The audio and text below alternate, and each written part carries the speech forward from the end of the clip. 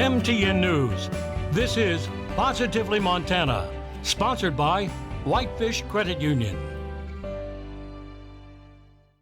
Thanks for tuning in to this week's edition of Positively Montana. I'm Tom Wiley. Now, all week we've been scouring the state looking for positive stories. Stories of people coming together, helping others in need, stories of hope and success, and stories that leave you feeling good inside. We begin today with a story of a Havre girl living with cerebral palsy with hopes of becoming a rodeo team roper. Havre native Kayla LaSalle is in for the night of her life. She just doesn't know it yet. It's the final night of the Big Sky Pro Rodeo Roundup in Great Falls. Kayla and her family are sitting front and center. After tie-down roping, they make their way down to the arena where she meets an acquaintance, Laurel Heckman, and that's when it hits her. And then pretty soon we're sitting there and my sister-in-law goes, well, we got to go meet these people. And I was like, we? I was like, you mean me? And she's like, no, we all do. And I was like, okay, I know it's coming now, so. Let's back up a bit.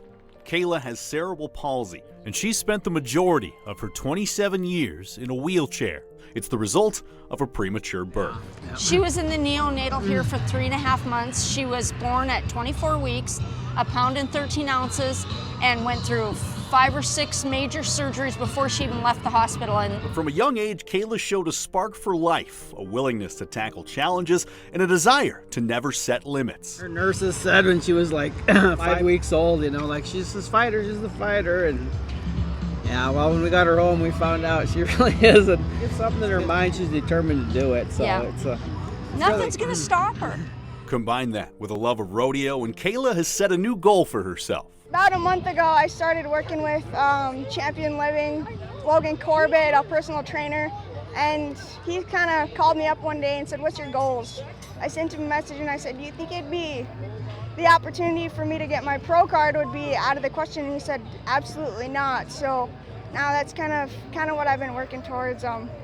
It's not as far-fetched as it sounds, and as she's done from the day she was born, Kayla is throwing everything she has into this challenge.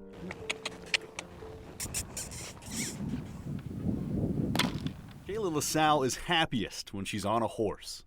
It just kind of gives me a freedom, like, to go where I want and do what I want. And I guess he's more like my legs than anything, so it's pretty cool to be able to get on and go and be just like everybody else.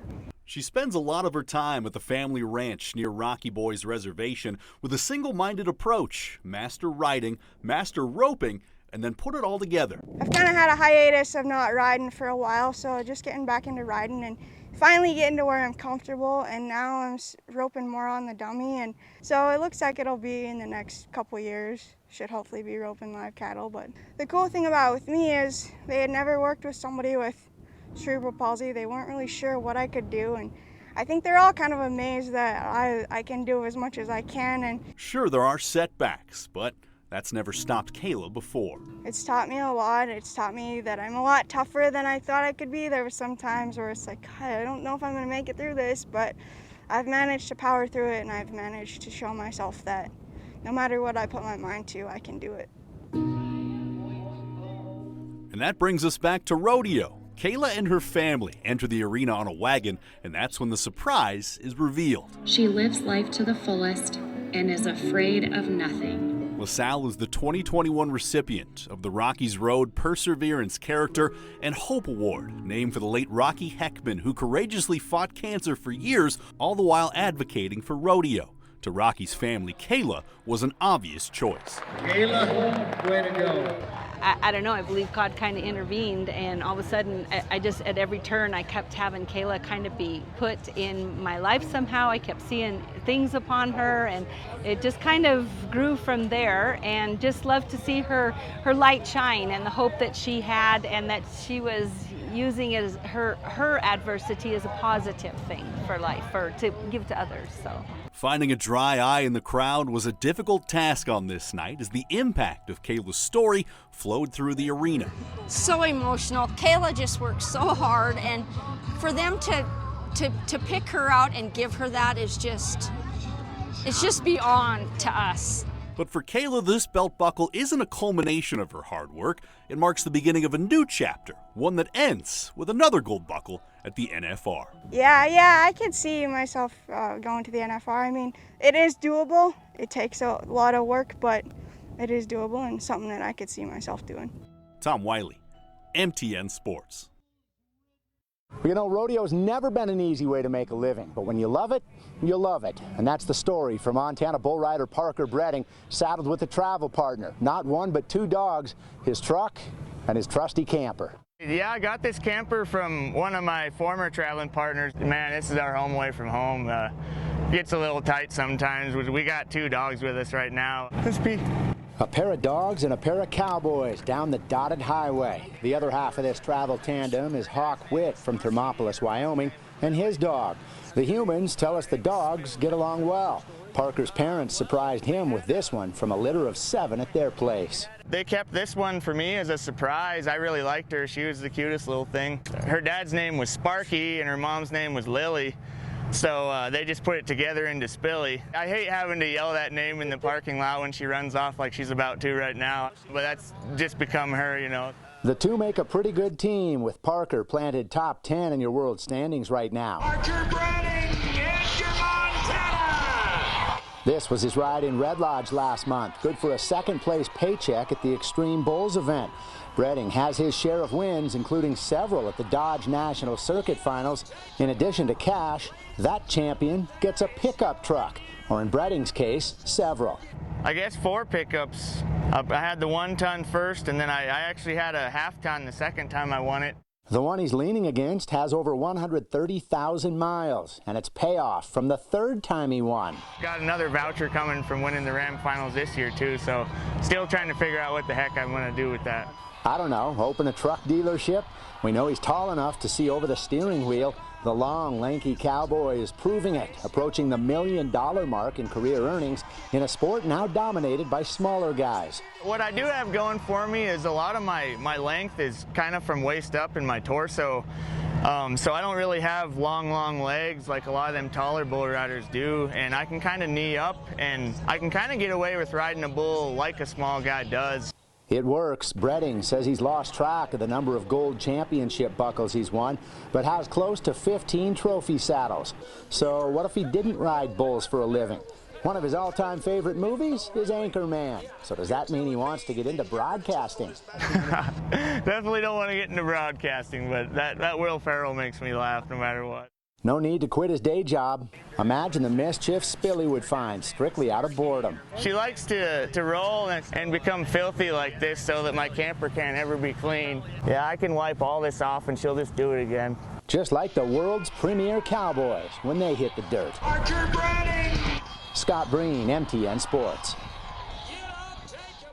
You wouldn't expect two athletes from Bozeman to be at the top of their age group in martial arts, but they are, and they train right here at Cunningham's Martial Arts, and they've actually been training together for the last 6 years, bringing the best out of each other on the mat. Julissa Mendez began training at Cunningham's Martial Arts 6 years ago when she was 14. Cunningham encouraged her to join as she was watching her younger brothers there. I guess he was intimidating enough that I took one of his classes. Thus began an unlikely connection when she was introduced to young Kaylee Monforton. I met her when she was like 8 and I was 14. And so she just, I was really quiet and she just wouldn't stop bugging me, like wouldn't stop talking to me, and then eventually I gave in, and it's been a great ride. They've been training together ever since, making each other better every step of the way. A lot of her kicks and stuff are just incredible to watch. And I think she can go a long ways with it too. Incredible. She's really good, and she's really supportive, and she's a really good martial artist. The two have become so close, Mendez practically lives at Monforton's house, and while Mendez helped Monforton grow on the mat, Monforton has brought the confidence out in Mendez. I went from not being able to introduce myself to people because I was really nervous, to being able to perform and feeling good about it and not wanting to run away and hide. Bringing out that confidence helped Mendez compete on a big stage like the National Martial Arts Alliance World Championships, a place where she couldn't have dreamed of being when she first began. In the moment, it's just crazy. The adrenaline, it's been a week and I still feel it. I guess she'll feel hyped, you know. In the World Championships, which took place in Denver a few weeks ago, Monforton took first place in weapons and second in sparring for her age group. Mendez placed second in combat sparring and regular sparring for hers. She has big goals, and I stand behind those goals, and I'm proud of her success and her journey so far. She's honestly a really great person, a really great martial artist, and she's helped push me a lot, I know.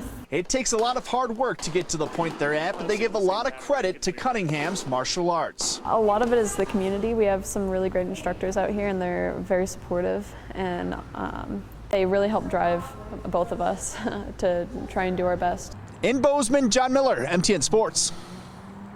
More stories from the heart of the Treasure State are on the way when Positively Montana continues after this, sponsored by Whitefish Credit Union. Welcome back to Positively Montana, sponsored by Whitefish Credit Union. Welcome back. Whether it's for the love of cars or food, both certainly bring people together. In a moment, we'll show you how one couple is supporting the community through food. But first, Jordan Johnson introduces us to a family staying close thanks to the classics.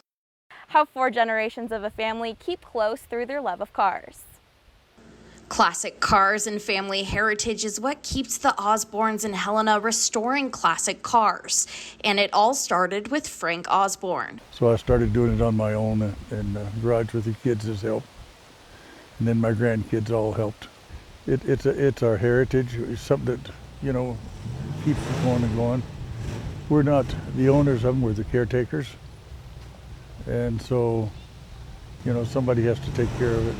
The Osbornes have restored dozens of vehicles, and Frank says one car had taken him 5 years to complete due to restoration struggles. 4, maybe 5 years on a couple of them, off and on, you know, not steady, but most of the time I would have like 2 of them at a time in the garage. You get confused and fed up with one problem, you can go to the other one and think about this one while you're working on something else. For Frank's son, John, the passion for the classics kicked his love into full gear, as well as a classic late 70s TV show. Everybody knows the Dukes of Hazzards, the Roadrunners and the Chargers. And when I was a kid going through high school, I had a bunch of the Roadrunners and the Chargers. And I've always just been fond of them.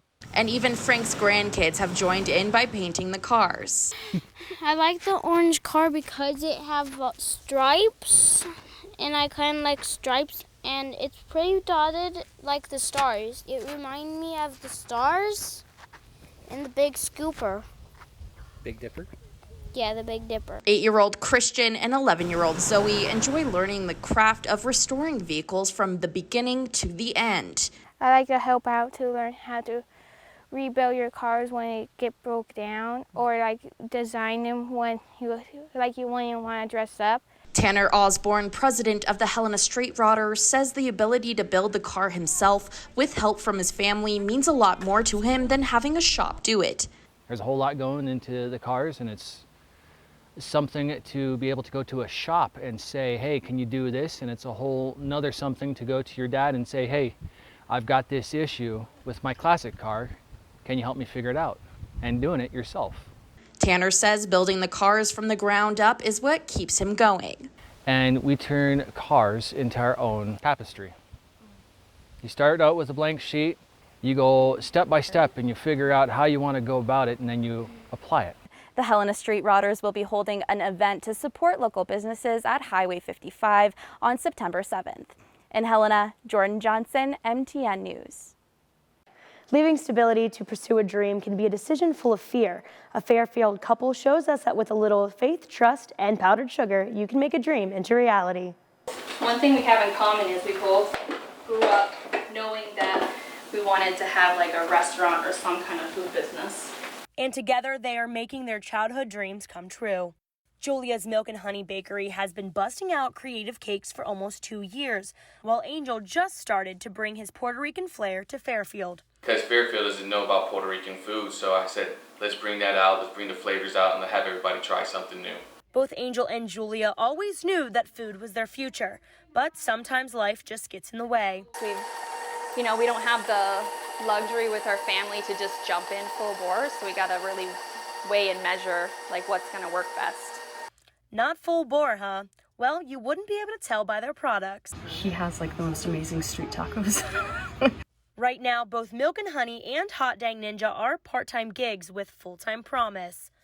The main goal is probably to get a restaurant or a food truck. I've been dying for a food truck, try to get a food truck, but it's kind of pricey right now, so we're doing what we can. Working towards it.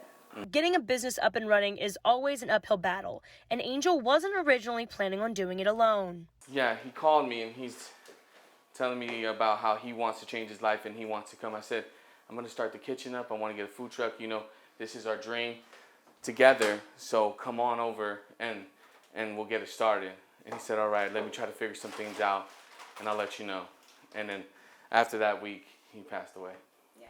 With a passion for food and a brother now watching over him, Angel started Hot Dang Ninja. Both Angel and Julia have big plans, big dreams, and even bigger appetites for success. Through all that, they're still a team. Our businesses are separate, but we definitely are a team. In Fairfield, Lindsay Stinger, MTN News. More stories from the heart of the Treasure State are on the way when Positively Montana continues after this, sponsored by Whitefish Credit Union. Welcome back to Positively Montana, sponsored by Whitefish Credit Union.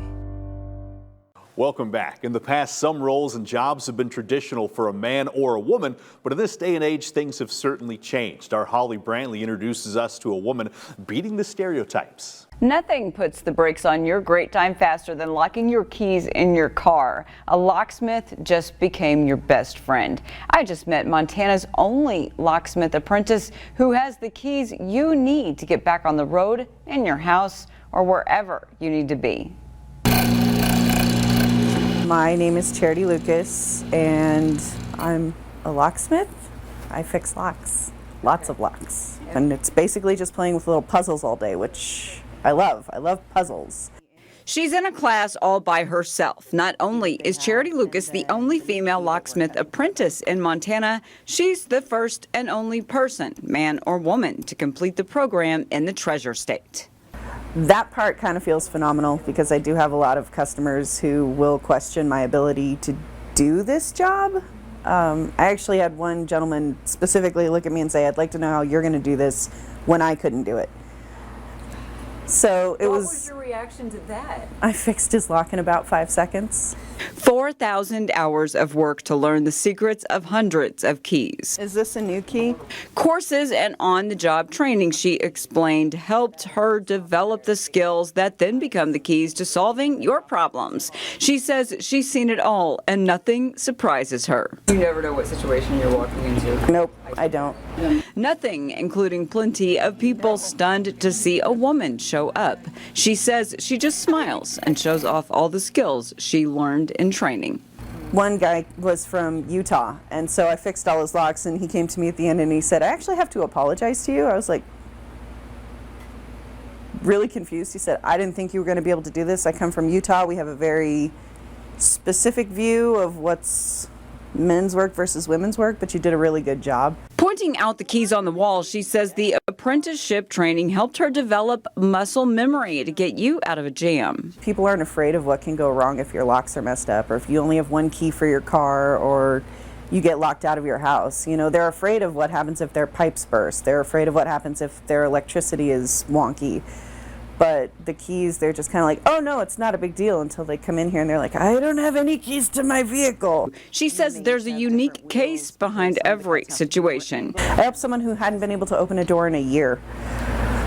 That was a fun one. But they get done with it and they're just like, this is life-changing. I can go out this door again. I do love the jobs where they call me and say, my dog locked my car from the inside and my keys are in there. We did have a real estate agent call us. She thought all the keys had been locked in the house.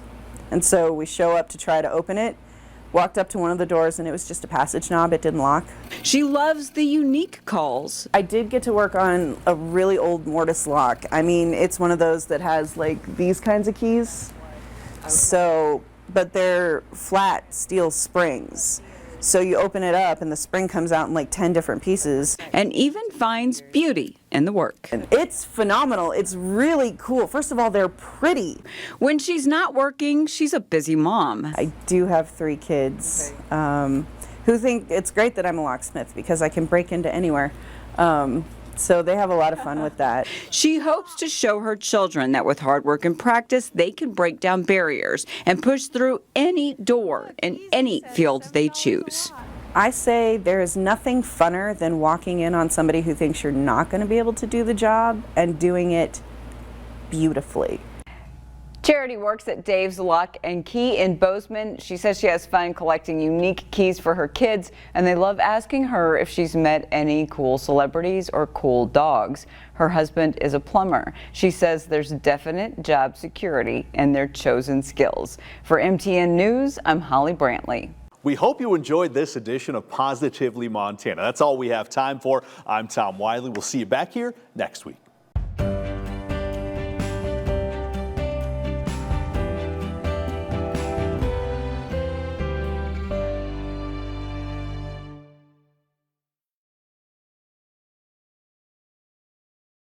MTN, Montana's news leader.